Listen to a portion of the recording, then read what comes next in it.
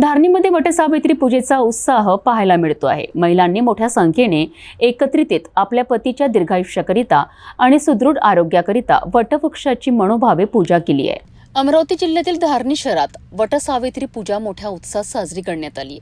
राधाकृष्ण नगर येथील संतोषी माता मंदिर, राधाकृष्ण मंदिर तसेच गजानन महाराज मंदिरात महिलांनी सकाळपासूनच मोठी गर्दी केली होती। परंपरेनुसार महिलांनी वडाच्या झाडाची पूजा करून प्रत्येक जन्मी हाच पती मिळावा अशी प्रार्थना केली आहे। वडाच्या झाडाला सूत गुंडाळून त्यांनी आपल्या पतीच्या दीर्घायुष्याकरिता, उत्तम आरोग्यासाठी आणि सुखी संसारासाठी देवाकडे साकडे घातलेत आहे।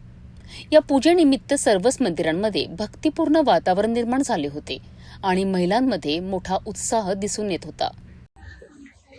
द्राक्षाच्या वेलीला त्रिकोणी पान विचारवांचे नाव घेते एका देऊन सर्व काही।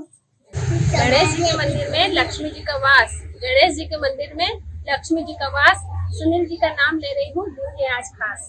अशा उर्फ पक्षी संजयरावांचं नाव घेते पौर्णिमेच्या दिवशी। नदी किनारी कृष्ण वाजतो बासरी, नदी किनारी कृष्ण वाजतो बासरी, बुद्धरावांचं नाव घेते मी सुखी आहे सासरी। धारणी शहरातील महिलांनी वटसावित्री पूजेच्या निमित्ताने आपल्या पतीवरील प्रेम आणि त्यांच्या कल्याणाकरिता सखोल भावना व्यक्त केली आहे। ही परंपरा आपल्या संस्कृतीचा अविभाज्य भाग असून ती आजही मोठ्या श्रद्धेने जपली जात आहे।